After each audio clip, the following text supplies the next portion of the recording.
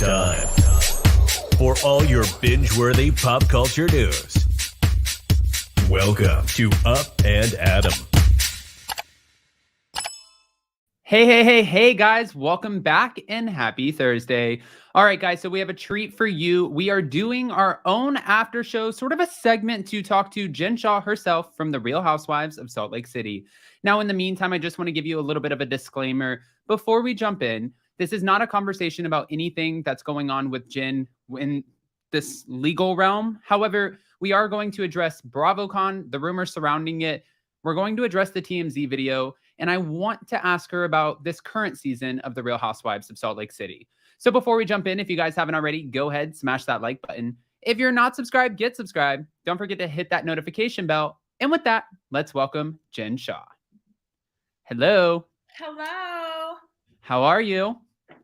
I'm Shah Amazing. How are you, Adam? I'm doing great. Are you ready for this conversation? Yes. Okay. Well, I told everybody if they have a question in our live chat, they can post their question with a big fat Q right in front of it. So if you guys have something, keep it appropriate, keep it cute, and we will ask Jen. Now, keep it cute or you're going to go on mute, okay?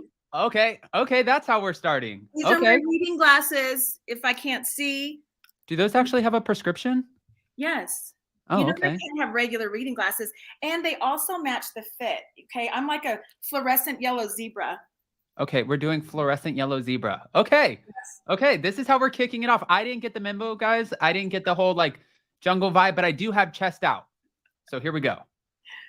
All right. I wanted to kick this off. Before we start talking about Bravocon and TMZ, I really wanted to talk about your time on the show.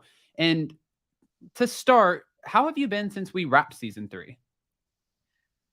Oh, man. How long do we have on this call? On this Zoom, on this interview? You know what? It's been a roller coaster since we wrapped. I mean, we wrapped in May sometime. So yeah, it's been a roller coaster. And then, obviously throughout the summer, we wrapped the regular season, like the everyday filming. And then throughout the summer, we're still doing confessionals, interviews, stuff like that, Pickup shots. Yeah. Yeah. And then for you, because you were going to New York for the summer, you probably were working in overtime. Oh my goodness. Yes. I was working triple, quadruple overtime.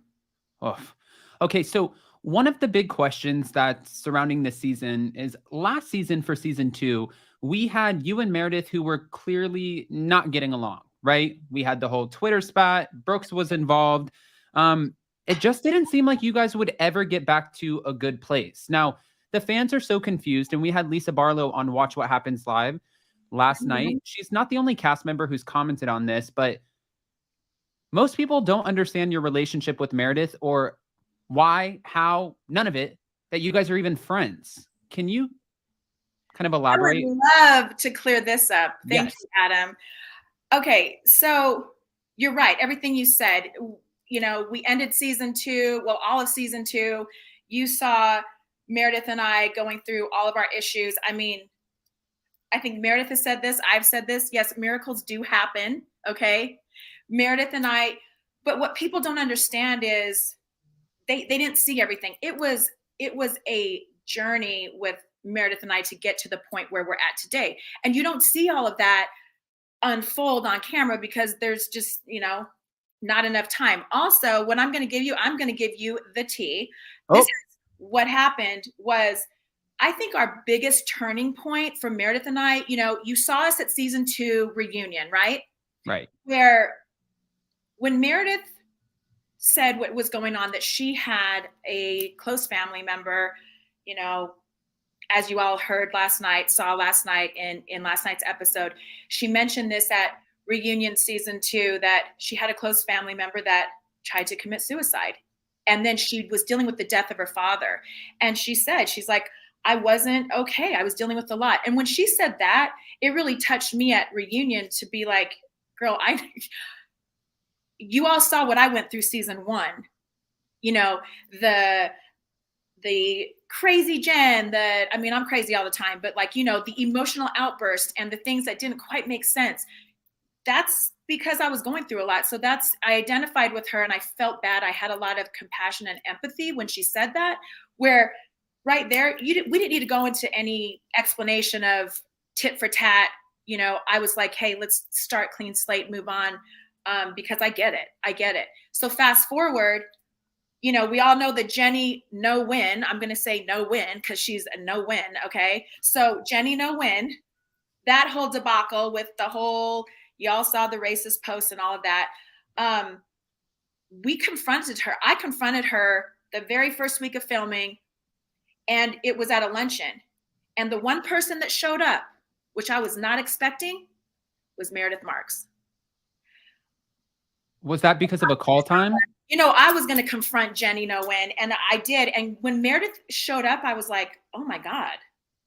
I wasn't expecting that. Honestly, I expected Lisa Barlow to show up because that was Lisa's friend of 10 years that she brought on the show, and she has the most Birkins and this and that and yada, yada. And I assumed and expected Lisa Barlow to show up to get some answers. I mean, to me, that's just normal. Like, Lisa, you brought her on the show.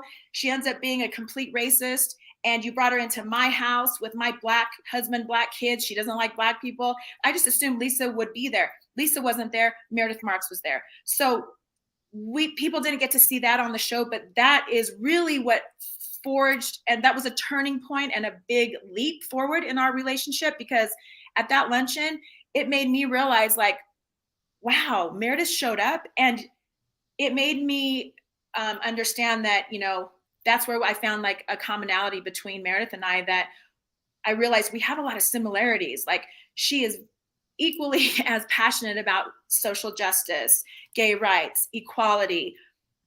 And I didn't really get to know her on that deep of a level. But when she showed up at that luncheon to confront Jenny and was as mad, or if not more than I was like, okay, this is, I appreciate it. And thank you for showing up. And that really showed me something, not only me, but my family, that, like, you know what, Meredith Marks, you're a real one. And so I think that's the piece that's missing from what people don't see, because that was a big part. And then from there, it just continued to progress. Right. So that's, like you said, that's the missing piece, because since we didn't get to see that, we just see you guys leaving off in not such a great place for season 2 at the end of the reunion, going into season 3, and all of a sudden we're buddy, and the fans are like, hold on, wait, what the hell just happened? We're not quite understanding this. Now, we did have another piece that was missing during season 3, someone who was noticeably absent, and that would be Mary Cosby. And I wanted to ask 2 things. One, did you miss Mary Cosby? Here's to Mary Cosby right now, okay? Did you miss Mary Cosby during the filming process of season 3? And then also someone just asked AC question, are you and Mary Cosby friends? Lord Jesus, yes, I miss Mary M. Cosby. Yes. First of all, if Mary was here with me, and then Meredith, and then like listen, and Heather, like, these non-snowflake, thirsty ass extras would not have done what they tried to do, okay? Because they can come at me, and then they're going to try to go at Mary, and it would have just been shut down. So yes, I miss Mary, because Mary, she told it like it is, and you have to love and respect that.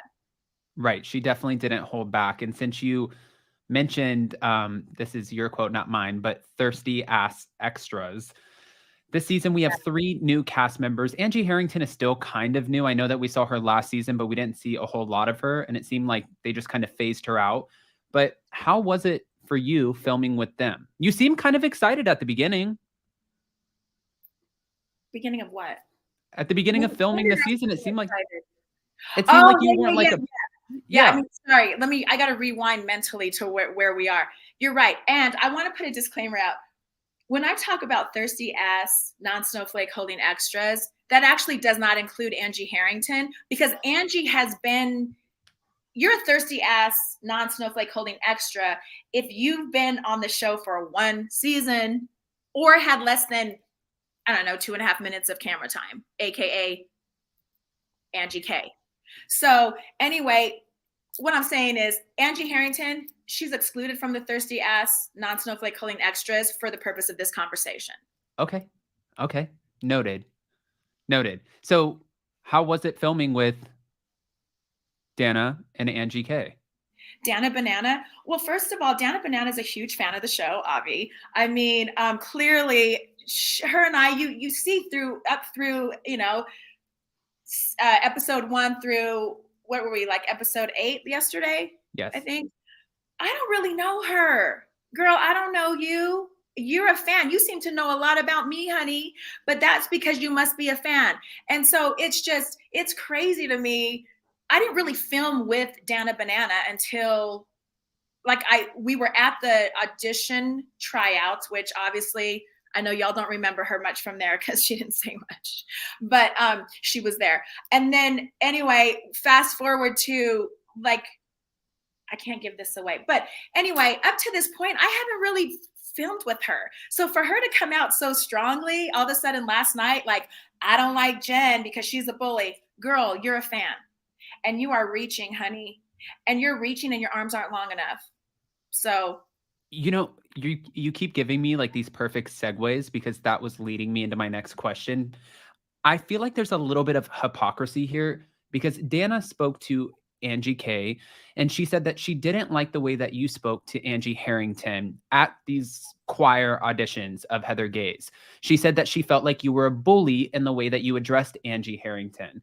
However, Angie's husband literally copped up to the fact that he created a Finsta, a fake Instagram account, in order to bully you and Lisa Barlow. So to you, would that classify as hypocrisy?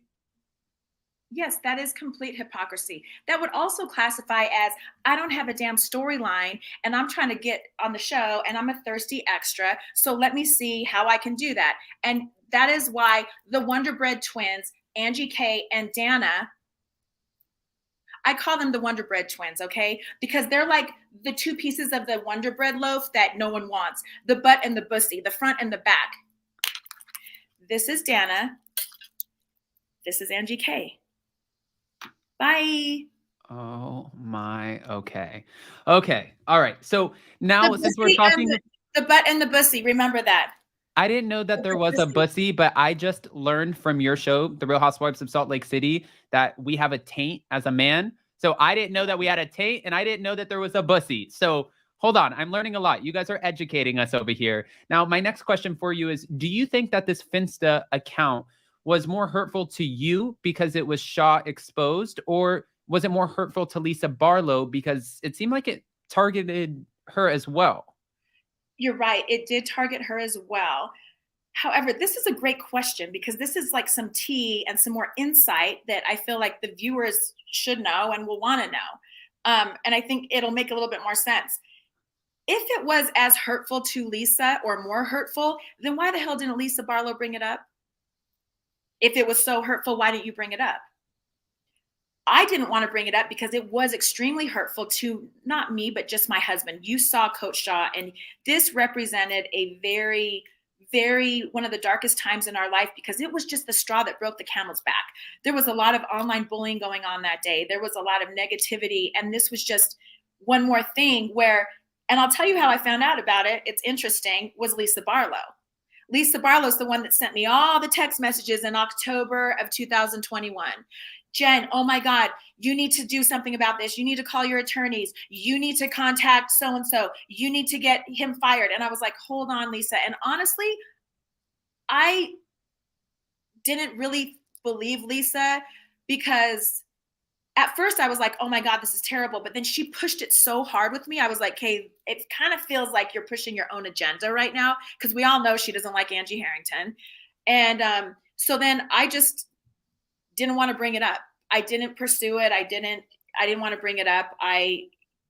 There's a lot of personal stuff that you'll see unfold as the rest of the season continues as to why it was so hurtful for me and my family. Just because it wasn't that one act in itself. It was that act on a lot of other stuff that obviously the Harringtons had nothing to do with. But that's why it's so important and, also dangerous when people are bullying. You don't know what's going on in people's lives. That could be the final straw, like Coach Shah said, right? That could be the final straw that breaks the camel's back, that somebody hurts themselves or does something that they can't come back from. And that's what Shah exposed represented to me and my family. That's why it was so hurtful. Now, back to your question, was it more hurtful to Lisa Barlow? Well, if it was, why the hell didn't she bring it up? Right. That whole topic was very manipulative because I feel like I was used as the conduit to bring it up, where then all of a sudden, when it's brought up, then all of a sudden Lisa Barlow was like, where's my apology? Well, bitch, if you wanted an apology, why didn't you ask for one and bring it up yourself? Why did all this manipulation go on where you tell Angie K and Angie K, because Angie K did not know about any of this until this year. So she didn't know about it when it came up. So when Angie K is out there, in her confessional saying, oh my gosh, Angie Harrington knew about it because 30 seconds after it was posted, she liked the comment. Girl, bye. You didn't even know about this until 6 months later. So stop playing follow the leader with Lisa Barlow. And, come on, you didn't know about it. The whole situation was very manipulative in how it was brought to light. Also last night on Watch What Happens Live, Lisa Barlow was asked, has she ever made a fake social media account? And she said, in her own words, unless it has my face on it, no, it's not me. I have never made a fake account. And there were fans who were on Twitter and they were speculating that this Instagram account called at Real Housewives of SLC, I believe that's the name of it, was in fact Lisa Barlow, but obviously that's not confirmed. Okay, listen, let me just throw some facts out there. Does Lisa Barlow create fake accounts? Yes. That's kind of why there's this whole, hypocrisy with Lisa Barlow, and which is why I believe Lisa Barlow did not bring this up herself. She manipulated the situation to bring the topic up through me, because she knows goddamn well if she brought this up, we could go down the list of all the fake accounts that she runs. Real Housewives of Salt Lake City, the one with the purple logo, that's Lisa Barlow all day. Girl, just because your face ain't on it, that's you. That's you. And she knows I know that's her, because the girl that actually, the face of it, that runs it, used to work for Lisa Barlow's brother. Like, that's Lisa all day long. So everyone knows it. It's fine, girl. And actually, here's a fact. Go look at Lisa Barlow's profile. She just added recently a digital creator. Okay, girl. I thought you were so busy with Vita. Okay. All right. Now, before I kind of dead this whole situation that's going on with the Finsta account, we had Heather, who seemed to originally take your side, have your back when you brought this information to her about Angie's husband and this fake Instagram account and how it affected your family. However, the moment that Heather came out in front of the choir auditions, Angie said, is my husband, something to the effect of, is my husband a bad guy? Heather, you know my husband, is he a bad guy? And it seemed like Heather changed her tune a little bit. So I guess my question is, what are your thoughts about that? I think everyone saw my thoughts on it. I was like, Heather, what? Listen, I was hurt because, like, Heather's my girl, I was like, what are you talking about right now? You just sat in my living room and I told you what happened. And Heather was definitely on my side, in agreement, and honestly shocked that happened. So I was very surprised when a few days later, like 3 days later, we show up at auditions and I see Angie Harrington. Like, I wasn't expecting that. And I wasn't even going to bring Shah Exposed or talk about it. But now that, like, I had heard through the grapevine, like, okay, wait, now Angie Harrington, she's like hanging out with some of the ladies. I've heard that it's come up in conversation, like, oh gosh, let me tell Heather. Because I never told Heather about it because I didn't want it to be a thing. Like I said, it represented a very difficult and dark time in my life for me and my family. I didn't want to talk about it. I didn't want to go there. But I felt like now that, it was surfacing and other people were talking about it, that I needed to do the right thing. And I needed to be the one to tell Heather about it. I didn't want her to hear from someone else. So when I showed up, I was shocked at the way Heather handled it. And I was hurt, super hurt. You guys saw, my reaction at the auditions. Heather did send me some flowers like a day or two after. I think she thought about it and was like, okay, wait, I'm sorry. I'm sorry I didn't say I'm sorry, but I'm sorry. Right. But what I would have wanted more from her was to do it in front of everybody as a group, because instead of like behind the scenes.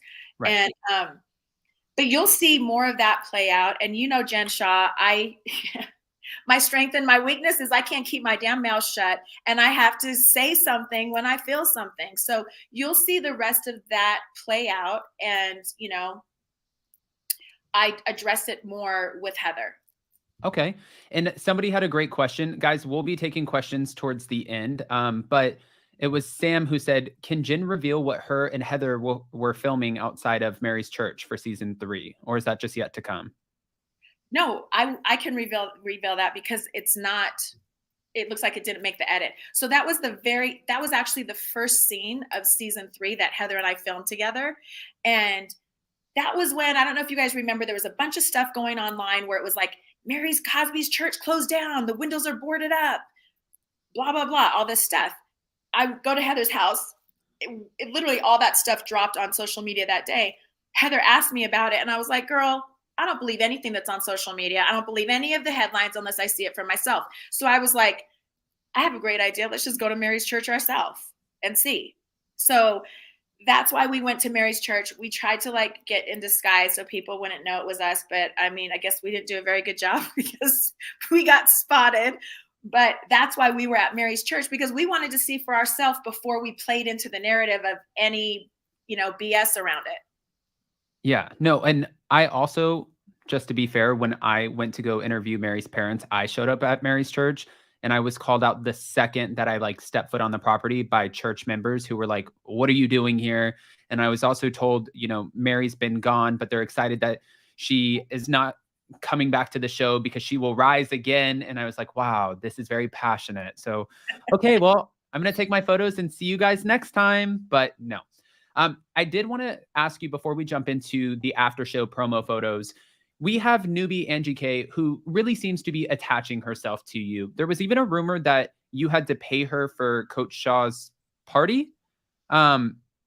And people were asking that in the live chat if you did have to pay her. But it seems like she was attaching herself to you because anytime there was a heated discussion, she was like right there behind you. Like this? Yes. Do you think Angie K is strong enough to stand on her own without being attached to another one of the housewives? Absolutely not. Absolutely not. And I'm just giving you guys the facts. Angie K has tried out for this show for 4 years. She's never made it, and she still didn't make it on the show. She still doesn't hold the snowflake. No. And it is what it is. Some people have that personality and some people don't. And you really have to care. You really have to have a thick enough skin where you don't care what people say about you, because people are going to say the craziest shit. You could be Miss Universe and they're going to be like, your nose is crooked, you look fat, and you weigh 90 pounds. Like, you can't care about that. And she's somebody that cares way too much. Just go look at her Instagram. Okay. Now, getting into the Real Housewives of Salt Lake City promo for the after show, there were a lot of fans, and I was just going through where I'm going to bring up some of these really quick. Here was something that was reposted at Bravo TV. Y'all better get your head straight and make sure this woman is at the reunion. We had this one saying, at the Real Jen Shah was the breakout star from the start. The F is Bravo doing? That's the real question. What are you doing, Bravo? If you were smart, you'd continue your engagement. Just watch your ratings continue to drop. And then we get this promo of all of the ladies filming the after show, and you were noticeably absent. Mm-hmm. How did you find out, and how did you react? So, well, first I found out, let's see, I think 2 days ago. And all of those posts that you just flashed up, those posts came after that photo was released for the after show. Right. So when America found out, that's when I found out. So nobody contacted me and said, hey, Jen, we're filming an after show. We feel for whatever reason, it's better if you don't do it right now or whatever. No one contacted me and told me about that. So I mean, we did an after show, season 2. So I obviously were anticipating we would be doing one. But nobody had contacted me and said, this is what, like, we filmed it or this happened. And also, no shade to the ladies either. You don't really know because you're filming it separate from each other than who you're sitting there filming with. You know what I mean? last year I filmed mine alone. Mary filmed hers alone. Heather and Whitney did theirs together. Meredith did hers alone. So you really don't know, you know, you're just kind of assuming everyone's filming their portion, you know? Right. So, yeah, so I found out when everyone else found out about 2 days ago, and I was like, okay, well, guess what? I'm gonna Here do we my are. show. Here we are. All right. Well, now this was a great question that came up to Quentin Dean, and that was a question that I had for you. There are rumors speculating that you will not be attending the Real Housewives of Salt Lake City season 3 reunion. Now, that wouldn't necessarily be shocking to anyone because we're going to get into Bravocon here in a minute. We also haven't had you on Watch What Happens Live. Now we're noticing that you are absent from the after show promo. What are your thoughts about the reunion? My thoughts are, how the hell are you going to have a reunion without Jen Shah? I mean, I don't know what you're going to talk about. If I'm not there, what are you going to talk about? Because everybody's drama at some point centers around me. I mean, I'm sure y'all saw the mid-season trailer. Okay. Yeah, I'm like a main point of everybody's story. I mean, Dana Banana, who you going to talk about? Angie K, who you going to get mad at? You know, what's everyone going to talk about? I don't know how you have a reunion without me there. Do you think, like in your heart of hearts, that you will be asked to the reunion, or do you feel like it's up in the air? Here's what I think. I also think, how the hell are you using me in every episode? Okay. How are you using me in every episode? Cashing those checks, getting those ratings, using me on the promotions, but I'm exploiting me and my family and our story. And I signed up for that. Okay. But I signed up for that knowing that whatever bullshit goes on throughout the season, I'm going to have a voice and a place to clear that up. And as fans and audience, you know, whether you like me or not, I'm pretty sure everyone wants to, that has invested time every Wednesday night to come on this journey and ride with us. They want to see it through. They want some resolution. They want some answers. They want to know why. I would want to know why. How are you going to take us halfway to the promised land and then not take us there? I mean, I kind of question understand this that. too. I don't understand that. What I will tell everyone is I am still under contract. I am getting paid. So I don't know. I don't know if shit's just being thrown out there against the wall, but I'll tell you what, after that photo aired 2 days ago without me in it with the after show, that's where a lot of the speculation is happening. Right. And then on top of that, do you feel like, let's say that you're not invited to the reunion, do you feel like it's fair if the ladies have conversations about their interactions with you on the show if you're not there? Absolutely not. Okay. How are you going to, what is this? Like Mean Girls gossip? Is this Gossip Girls? Like, what are we doing? Have me at the reunion. If you don't have me at the reunion, it's because you can't take the heat. You want to benefit off of me and my family, but wait, you don't want me to confront people? You don't want me to bring the receipts? You don't want that smoke? No, absolutely not. If you don't have me at the reunion, don't fucking talk about me. Okay. And, you know, this is interesting too, because there are a lot of people in the live chat who are commenting the same thing. I mean, without Jen and Mary, Salt Lake City is going to be canceled. The show is done without Jen and Mary. You know, like people keep on saying, because when Mary was not at the reunion for season 2, there was like a weird void, right? And it was just strange. It was off. It felt off. And now if we're going into season 3, it almost seems like we're repeating history and making the same mistake, because then we're still going to have that void of an entire season of a show where we're watching these interactions between you and the other cast members, but then we can't talk about those main points. And this is no shade to, because I know that you're friends with the other ladies, but I don't know how the reunion with some of them, but I don't know how the reunion would be shaped around a choir and, you know, taking yourself out of the Mormon church. Like it doesn't seem like there would be a very explosive trailer for the reunion if we didn't have all of the pieces of the puzzle. So right. Now, I know I will drop this tea, but I mean, I've seen it out there. I think Andy mentioned it too, that, you know, there are talks about me doing a sit down one-on-one, but I will tell all of you now that I have not received the details or the contract regarding that one-on-one. So I know that there's been talk around that. But still, I just feel like the reunion, listen, if somebody pours their heart and soul, and so does their family, into opening our entire life, and you know, my life has had all kinds of chaos and craziness in it. But you know what? I held true to my contract. I held true to my team. I'm not a quitter. So I saw this out. It would have been so easy. It would have been the best thing for me to stop filming, but I didn't, because I was like, I signed up for this. I signed up for this, and this journey was supposed to be about real reality, my life. So guess what? I'm not going to quit. I'm going to continue to do what I signed up for. So I expect everybody to reciprocate that same energy and do what you signed up for, what you made me sign on the dotted line for. Because okay. I'll tell you, the mental bullshit you go through, not only did you live this and film it real time, but then you have to watch it nearly a year later or whatever, you know, however many months later, and relive it again. The mental stress that this puts on you, why would I be going through this every week? And if you don't want to fuck with me, then take me out of the episodes. Right. Right. And I'm going to get to that too. And since you mentioned having to be vulnerable, and that's one of the things that I hear about in most of my interviews with different housewives or reality TV stars, they say, you know, it's so hard to live through it, but then to go back and have it replayed in your face and then everyone's commenting on it. It's like, I understand that I signed up for this, but people don't realize what a toll it takes. Even Phaedra Parks from the Real Housewives of Atlanta said she feels like it gave her PTSD from filming with some of these ladies. So yeah, I mean, when you first started, can you imagine if these other, she's right, Phaedra's 100% right. It does give you PTSD, but can you imagine if these ladies have PTSD and then add on top of that, pretend you're Jen Shah in Jen Shah's shoes? That's some major PTSD and some major, like, I don't even know. Like, that's why I have, you know, my therapist is like my best friend, Ernest.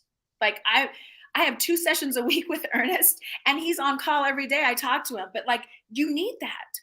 Right. No, I get that. And, you know, when you first started filming The Real Housewives of Salt Lake City, correct me if I'm wrong, but I was recently asked about a reality TV show and potentially joining it. And they don't tell you the title of the show. They don't tell you anything. And they're very secretive. They're like, we can't really tell you what it's about, but we're just going to give you a general idea. We're right. pulling like couples together and we're going to have interactions. And it's like, okay, that makes what? So when you were asked to do the show or started testing for the show, were you told that it was The Real Housewives of Salt Lake City? No, absolutely not. In fact, when I sat down, and I did it because Heather called me. Right. And Heather was like, Jen, they've been, you know, I've been talking to this group for a while, a production company that was here in Utah trying to come up with some sort of reality TV show based out of Utah. And so after that's why Heather was like, they're looking for, you know, some successful, fabulous women in business. And they were asking, you know, about beauty lab and laser clients. And she's like, well, we got Jen Shah. She's probably going to say no because she's not about that life. Right. I really wasn't. My businesses were on social media, but I was not personally. And so when Heather called me though, I was like, okay, girl, I'll talk to them. But I was like, wait, do I have to be Mormon? Because you know I'm not Mormon. And she's like, no, you don't. But they might ask you about the Mormon church. So when I did my little, you know, interview, you do an interview like on Zoom or whatever, and they record it and send it into the network. They did my interview. The very first thing I said when I sat down, I said, listen, because all we knew was it was about successful women in business in Utah, and that it was for Bravo Network. So I knew Bravo. I associate Housewives with Bravo Network, I think, as most of the world does. And right. So when I sat down, the first thing that came out of my mouth, I said, listen, if this is some Housewives bullshit, I'm not the one. And they were like, well, wait, why? I said, no, I'm just saying that. I know you don't know, but I'm just saying that. If it is, I'm not the one. Because my perception of Housewives at that time was like, are you team Ann or are you team Karen? Because I'm pissed off that you didn't come to tennis lessons with us today. And now we're mad. And I was like, girl, I'm working. And if a server goes down, I'm not showing up to lunch. If, some shit goes down at the office, I got to cancel. So I'm like, I'm just not, like, my perception of what it was like women that didn't work. And I'm like, I work. And so It was just interesting that's, it just came full circle. So, I think I answered your question in a very long-winded response, but no, you answered it. You don't know. We didn't know. You don't know as Housewives. In fact, my contract, all of our contracts said, Utah Untitled. So that was what we didn't know it was Housewives until after it got greenlit. And then we got a phone call and they were like, oh my God, it got greenlit. Bravo bought X amount of episodes. Then they called back. Well, they called me back because they probably saw my tape where I was like, hey, if this is some Housewives bullshit, I'm not the one. So they called me later, probably 2 months before we filmed and told me it was Housewives, which at that time I was like, wow. They're like, how do you feel about it? And I was like, I'm a businesswoman and I'm like, wow, that's a huge brand. That's a great opportunity. And, I looked at it from the demographics and the marketing perspective of it and thought that it would be a great opportunity. Right. So you kind of changed your tune a little bit, even though you were like, Ann over here is mad at Karen, but really that's kind of like what you guys do on Housewives, just to be fair. I literally am Ann. Okay, everybody. I didn't know I was a housewife, but apparently I am. See, Bravo knows what they're doing. They know what they're doing. Now, season 1, and you said this at the beginning of this interview, you had multiple explosive moments and you watched it back, right? Mm-hmm. But then as a fan of the show, and I feel like during the pandemic, the fans got so much smarter when it came to seeing if the Housewives were putting on a facade, if their storyline was authentic to who they truly are. Season 2, it's like you learned how to play the game. You had multiple cast members who were trying to kind of get that same reaction out of you, and you would sit there and sort of give like a smirk, like, I'm not giving it to you. I did this season 1. What happened? What changed? Listen, season 1, I had just lost my father. I was going through so much emotionally. I hadn't even told Coach Shah how upset I was that he wasn't able to attend the funeral. I didn't want to take my medication because the stigma here in Utah was like, oh my God, just pray and don't take meds. Or if you are taking meds, don't tell anyone about it. And so I didn't know how to handle it or deal with it. So everything you saw, I 100% did. Like I did all of that. I reacted. Everything you saw, yeah, I did it. Yep. So you're not blaming editing or production? Oh my God, I'm not blaming production for anything on my reactions. However, what the audience needs to remember is there were things that happened that led up to my reaction. Okay. And then it is edited however it's edited. Did I do all of those things? Absolutely, yes. But was everything shown that led up to it? No. Okay. That makes sense. And then I went through that's what after, I had like a come to Jesus with Coach about like, I'm not doing okay. I'm not okay, because I really felt like I still had to maintain this facade that I'm good. But inside I'm like the complete opposite. I'm struggling, I'm crumbling, I'm breaking down.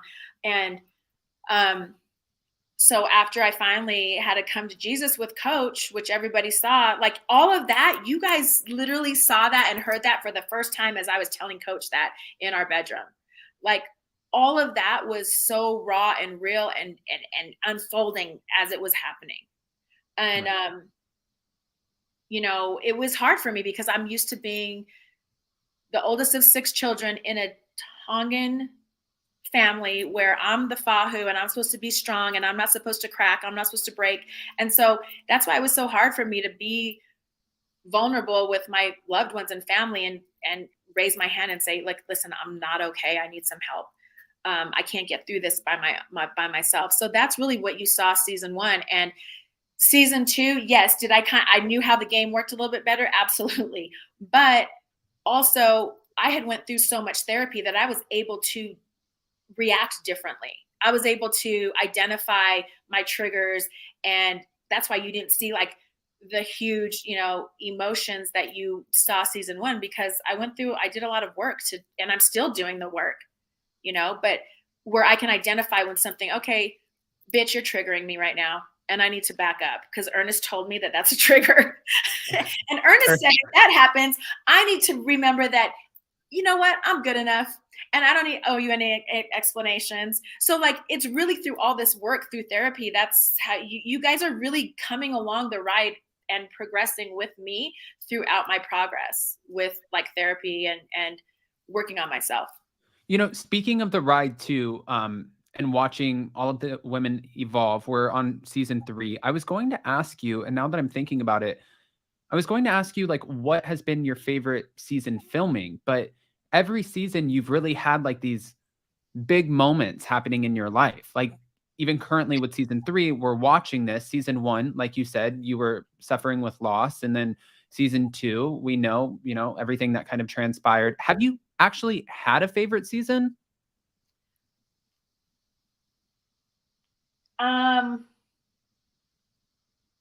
Season 1, I'll be honest, was not my favorite season because I was going through so much pain, and that was a hard season for me. In fact, my family, I think I've said this before, but my family was like, oh my God, like my oldest son was like, Dad, are you sure mom's okay? Like emotionally and physically and mentally to do something like this? Because I had just lost my dad and they knew how deeply it hurt me. But I did it because I was like, I need something to get me to get out of bed every day. And I'm one of those people that if other people are relying on me, okay, I'll show up, right? But I think season 1 was not my favorite just because there was a lot of pain. Obviously, season 2, I don't even know what I'm saying right now. Season 2 was a whole cluster. Okay. That was completely life changing. Season 3, I just feel like I can't really identify a season, but what I will say is my favorite things to film throughout the seasons are the cast trips. Yeah. Because, you go on a cast trip to have fun. And, I like having fun. So I think the cast trips I look forward to because I'm like, okay, girl, we're going to turn up and let loose.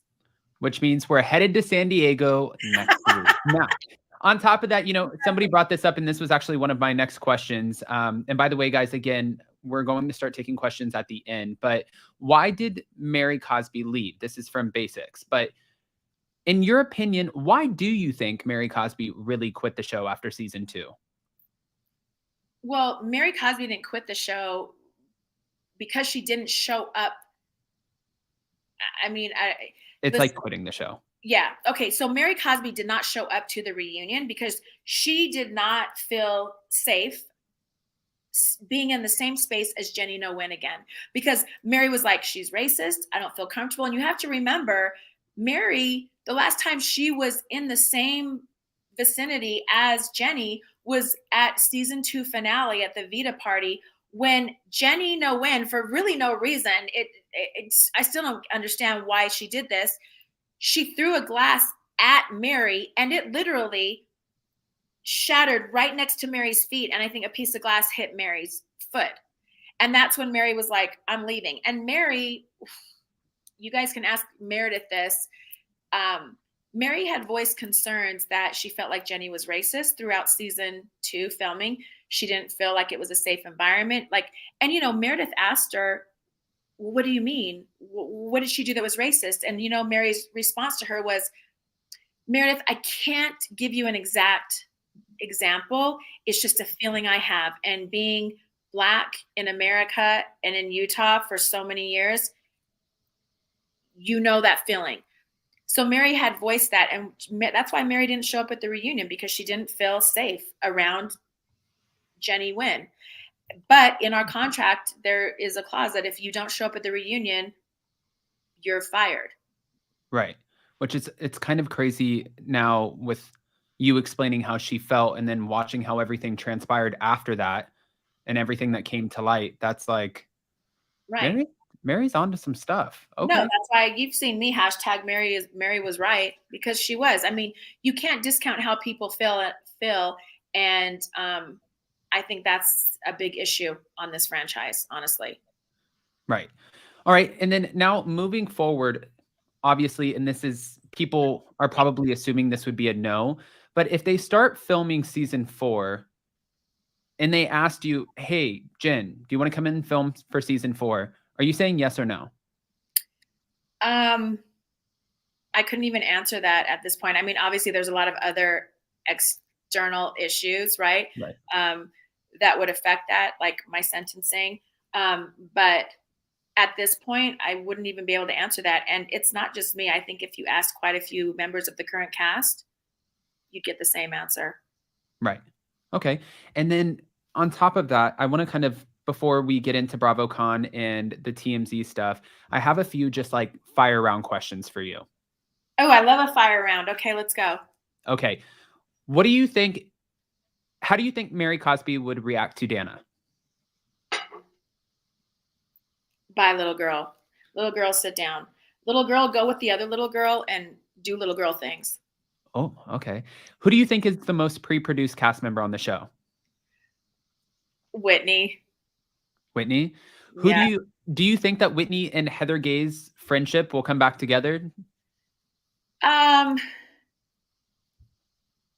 think if it was up to Heather, yes, because Heather is a very forgiving person and she has a big heart. But here's the conundrum we're in right now, or I should say that Whitney's in.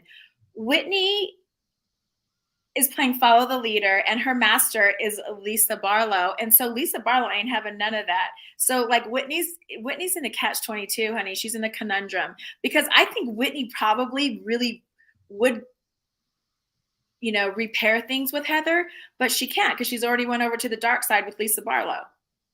Okay.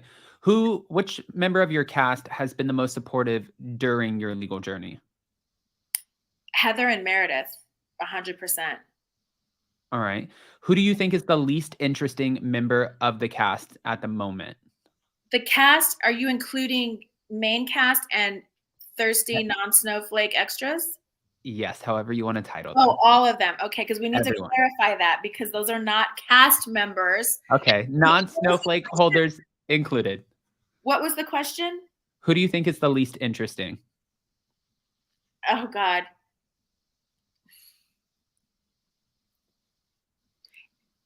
You know what? It would be a tie. It's got to go to Angie K. I would say Angie K and Dana Banana, but honestly, as much as I don't really know or care for Dana Banana, she's more interesting than Angie K. Angie K is like a recycled bottle or something. She's just like, there. I don't know. Okay. And do you feel like if you were in Meredith Marks' position where there was a hot mic rant about you, your family, your husband, your kids, not having homes, sleeping with half of New York, would you be able to come back from that? Like, do you blame Meredith for not wanting to continue a relationship with Lisa Barlow? No, and here's the thing. I think people need to understand, because this is something that, you just can't put it into all the editing that's happening. But first of all, that was fucked up what Lisa did. I mean, on a friend level. I mean, we all joke around. We all say crazy stuff. We throw shade. I do. I'm the most guilty of doing that out of anybody on our cast. However, there's like fun shade, and then like, I fucking mean this from the depths of my heart shade, meaning like, no, this is just hate at that point. It was and like, Meredith is a forgiving person. She does have a very good heart, but you have to show up and show her. If you show Meredith that you're sorry by your actions, I really, truly feel, and I have told both of them this, I've told Lisa this many times, girl, you and Meredith can be okay. You can get to a place where you're okay. But the problem is Lisa Barlow needs to take How to Apologize for Dummies 101 class, okay? Let's be real. Like, Andy Cohen said it to her in season 2 reunion. She's trying to apologize, but then it's like, apologize and then stop. And then at a later time, you can come back and say, but I want to explain why my actions were this way, or why I did this. But Lisa Barlow, like Andy Cohen said, he's like, Lisa, it's not landing. She turns to Andy and goes, well, it is for me. Right. Well, you're not apologizing to yourself. You're apologizing to someone else. So I feel like for them to get to a better place, Meredith has accepted Lisa's apology. The problem is Lisa's follow-up actions don't match the apology. Like, No, very plain and simple. that makes sense. And speaking of Lisa, Lisa pointed out that Heather Gay conveniently forgets a lot of things. She pointed that out this episode. Do you think that Heather Gay conveniently forgets things that she says? That way she doesn't have to be held accountable for them? Or does she actually forget? Because I forget a lot of things all the time. So when I'm asked about things, I'm like, I have no idea what we're talking about. I think that's interesting that Lisa said that because, girl, your little best friend over there forgot her age 9 to 18, okay? Whitney forgot whatever the fuck happened from age 9 to 18. So how are you going to sit here and hold Heather to the fire because Heather doesn't remember one thing? And guess what, girl? Let's apply the same logic that Whitney is asking for, Lisa's best friend right now. She was traumatized. We still don't, I personally don't know exactly what the trauma was, other than there was some childhood trauma, which made her forget whatever happened from age 9 to 17 or somewhere like that. Basically, it was years that she forgot. Okay, let's apply that to Heather. Why aren't you giving her the same grace? She's not forgetting 10 years of her life. She's forgetting one thing that happened one day. That's also because you just brought up Whitney. I saw where Whitney said in a recent interview that she really wants you to be at the reunion because she wants to hold you accountable for. Oh, I would love to be at the reunion, and I would love to see Whitney, little girl Rose, try to hold me accountable. I am accountable. I'm accountable. But girl, it's not because Whitney's going to hold me to any accountability. That girl is going to run away and hide like a scared little girl, like Mary Cosby said. Okay. All right. And then my last question, because we've heard about this, and this is before Bravocon and TMZ, and I know everybody wants to know about that. And then if you guys have questions, put it in the live chat with the queue. A lot of times we hear that the women kind of team up together before they start filming the show and they pick a new target. Like, who are we going to go after? Do you think that the whole idea, the concept behind Lisa Barlow trying to do favors in order to grow Vida Tequila, did you ever feel like there was any truth to that? Or did you think in your mind, like, this is a clear takedown? I see what you're doing. I don't even think it was a takedown. And no, I didn't. I thought it was ridiculous when Whitney brought it up. It was like, girl, what? Because why is Lisa going to give blowjob for courtside tickets to have her husband and son sit in those tickets or sit in those seats? Like, I don't know. It sounds ridiculous. And the fact that, Whitney brings that up and then tries to, it's so crazy to me. I don't even know why Lisa Barlow is upset at Meredith, because she should be upset at Whitney. Whitney's the one that spoke that into existence. Like none of us had ever heard that. I never heard that until Whitney Rose brought that up in Arizona. I'd never heard that. Okay. That's interesting. And now for the moment that everybody's been waiting for, Tamra Judge from Two Teas in a Pod spoke about you and your time at Bravocon. Now, I saw you at Bravocon at the rooftop at the Gansevoort. I remember. That was an interesting party.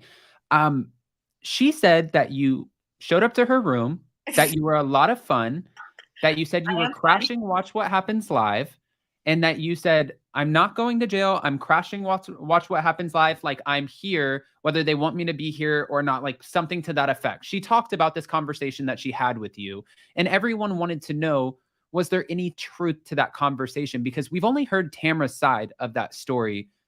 We haven't really heard from you. Listen to Pussies in a Pod.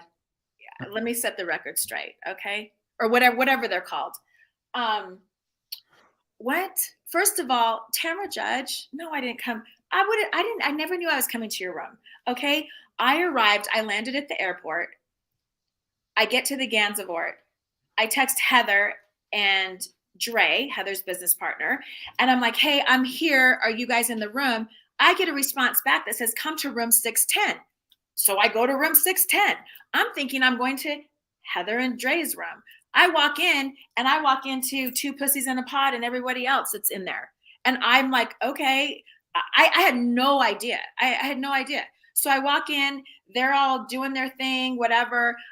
I think that, some people just need to latch on to somebody that's trending because they're not and haven't been in the last few years. And, that's okay. I mean, do what you need to do, girl. But no, clearly I didn't go to Tamra Judge's room knowing I don't even know if that was her room. I have no idea. There was I don't know, 15, 20 people in that room. I have no idea. I went to that room, got the key. I think they were doing, I don't even know what was going on. There was just a lot of people in there. Got the key, went to my room. Well, I didn't go to the room. My security took my bags, got the key, took my bags to the other room. So as far as Tamra Judge is concerned, that's what happened. Did I crash any Watch What Happens Live? No. Did I say any of the crazy things she said? I said, no, I didn't. Am I a lot of fun? Yeah, but I think everyone knows that. Why do you think she would come up with that? If that was, do you think it was just to have a moment on stage? Because she mentioned it on stage at Bravocon.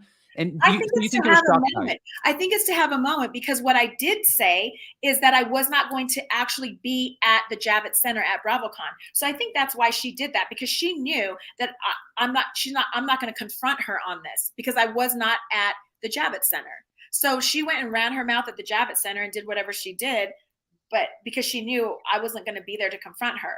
I was there, doing my events, doing all the other stuff that I was there to do. And but she knew that I wasn't going to be there because she's like, oh, are you coming to the Watch What Happens Live or whatever was filming that night? And I said, no, I'm checking in and I have dinner reservations at 8:30. Right. And, it was said that it was because of your change of plea. That was the reason that they took you off of the panel for Bravocon. That was the rumor. But did you ever get any real clarification as to why you were originally invited to Bravocon to participate in all of the panels, do the meet and greets, do the little parties, and then nothing? Yeah, absolutely. I signed a contract to attend Bravocon. And then what I was told was that, Jen, we feel like for your safety that you shouldn't attend the events at the Javits Center because there's so many people. The crowd can't be controlled. We're just concerned for your safety. And I said, okay, I can appreciate that. Thank you. That's why I did not attend anything at the Javits Center. Anything else, though, Bravo knew. We had multiple phone calls because this was already planned for months. I already had a lot of events, a lot of things planned that I was going to be there. The only thing that changed was I was not attending anything at the Javits Center. Okay, so you still had, just like all of the other talent, you had your room that was paid for. You had all of the plans were set up. It was just really not the Javits Center. So you weren't crashing Bravocon. No, I was not crashing Bravocon. I still got paid for Bravocon, Okay. which, I appreciated Bravo still honoring their commitment and their contract. But I was not attending Bravocon, which was the panels and everything that happened at the Javits Center. Now, after that happened, I changed my hotel. So I had a room at the Gansevoort.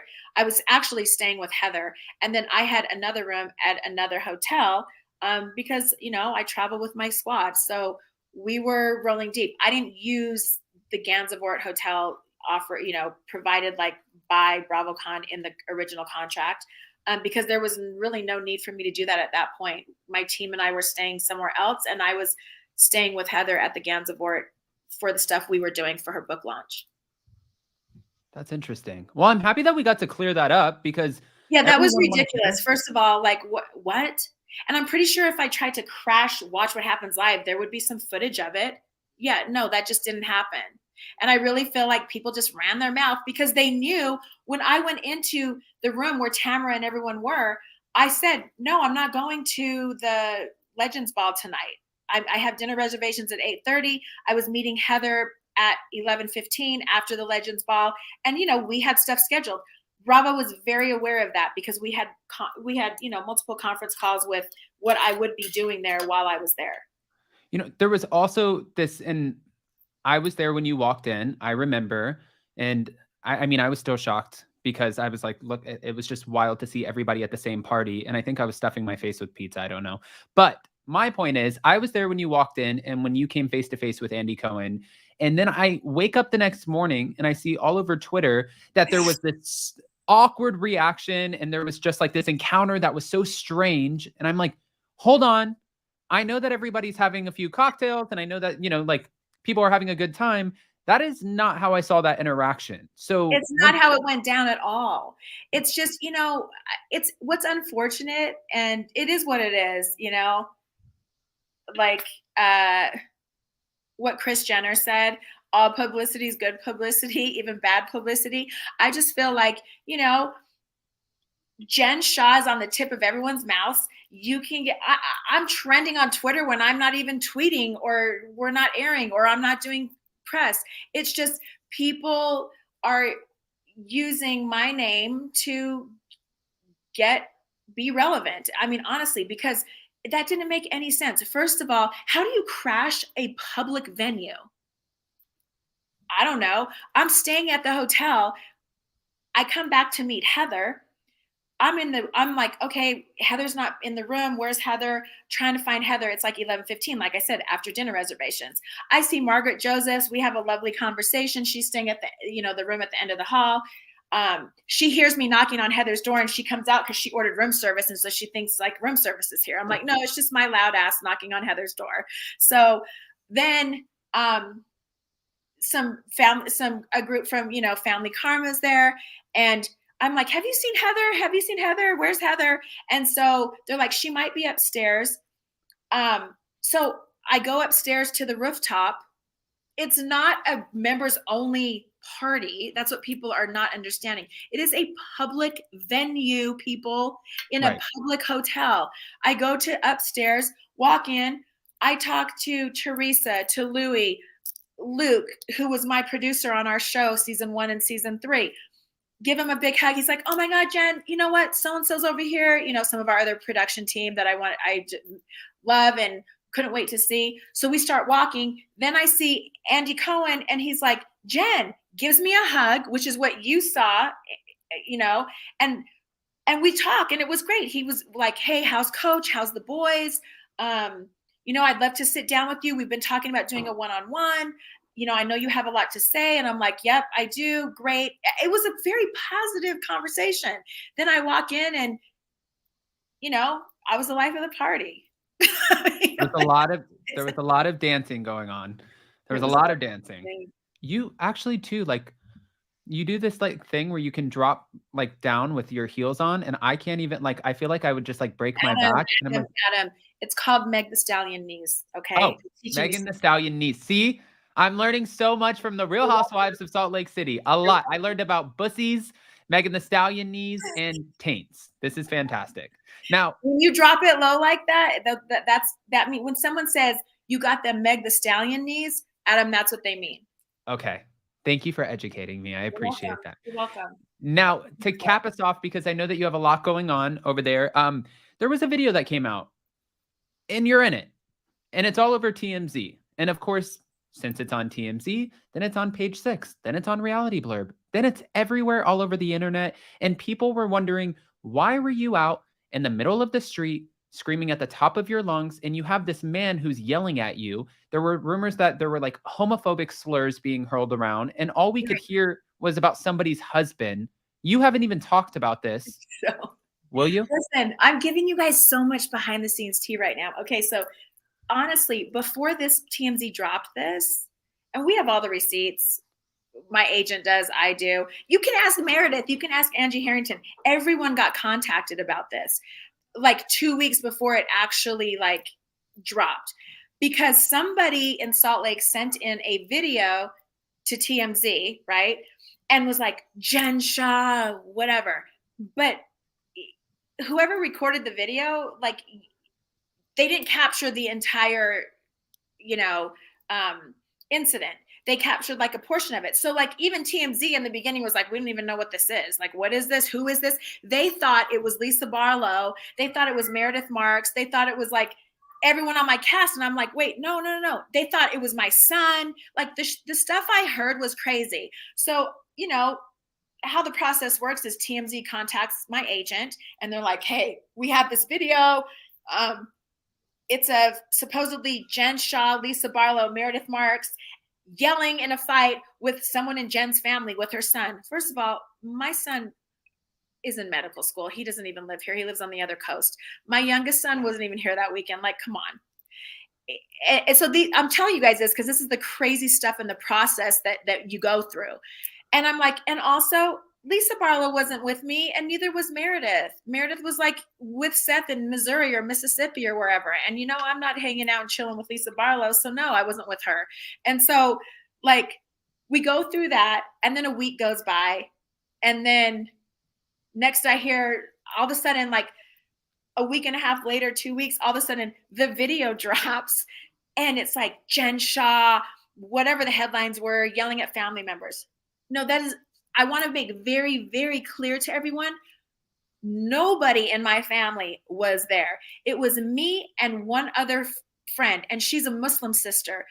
And we had a very quiet dinner that night. Walked out of the restaurant. There was a group of people they looked like they were intoxicated. They were acting as if they were very intoxicated, screaming and yelling at another group, a group of a gay couple who appeared to be married. We walk out of our restaurant. We are trying to walk to the car. That's going on. I'm obviously concerned, and I'm like, wait, what's happening? I'm hearing all this, and in Jen Shah fashion, I can't keep my mouth shut, and I have to stick up for people. So then I get involved because I'm trying to make sure this gay couple gets to their car safely as well. And so what you got on camera was like 3/4 of the way into the whole thing. So it was, there were gay slurs being thrown around, which is why I got very heated and very upset. Then people started yelling like, well, where's your husband? And just yelling really crazy stuff. I don't think they knew what they were saying. I don't know what they were saying, but the point of the matter was we were just trying to make sure that these people that we didn't know that they were like yelling slurs at got to their car safely. We were just trying to get to our car safely. And yeah, I was heated because it got out of hand. Okay. So there's that. That's the tea. That is the tea. Yeah, my family wasn't there. First of all, my family would never talk to each other like that. You guys have seen Coach Shah. You've seen my kids. They're very respectful. Yeah, nothing to do with my family at all whatsoever. I can also, just saying based off of meeting your family at the interview, attest to that. Yes, they're very respectful. It's just interesting how like everything gets spun into Jen Shah, huge blowout downtown. Yeah, I told them to F off. I was trying to help these people that other people were attacking and screaming. And I don't even know really all the shit they were screaming, but it was, the gay couple felt threatened, and it wasn't a good situation. And I was like, well, I'm not going to just get to our car and like leave them here to handle it. Like, when Jason and I came in town for the interview with you, we went to go meet one of his cousins at that big mall that you guys have downtown. Yeah. You know what I'm talking about? Oh, yes. What is it called? City Creek. And we were walking past, and there was this, there are a lot of homeless people in that area, and I didn't realize that.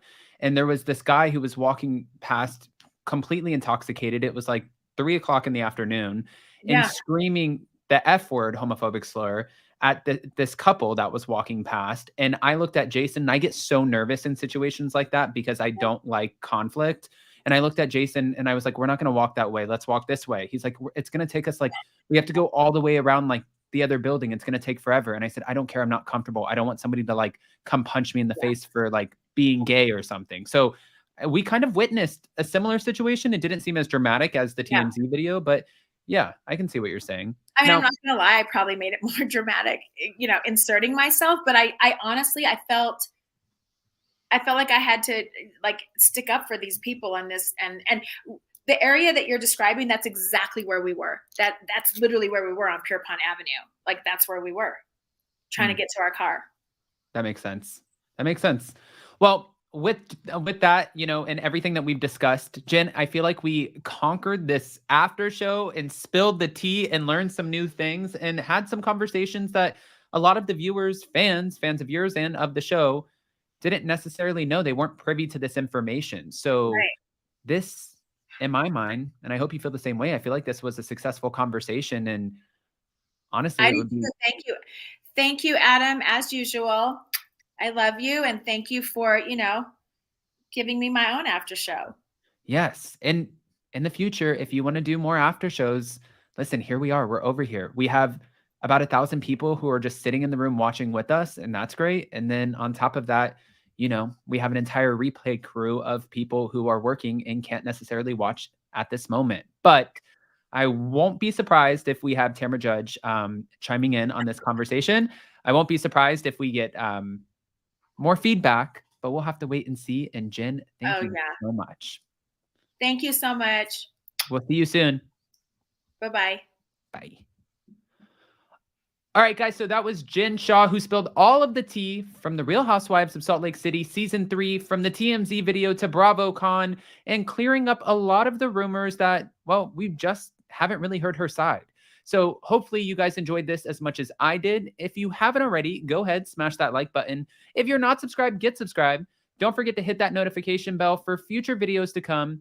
We have more pre-records coming out. And as you can see on the banner at the bottom of this screen, we have a new podcast episode with Lala Kent from Vanderpump Rules dropping tomorrow. So lots to see, lots to talk about, and we'll see you so very soon. Love you guys so much. Bye. I'm pressing this end broadcast now. Thanks, mods.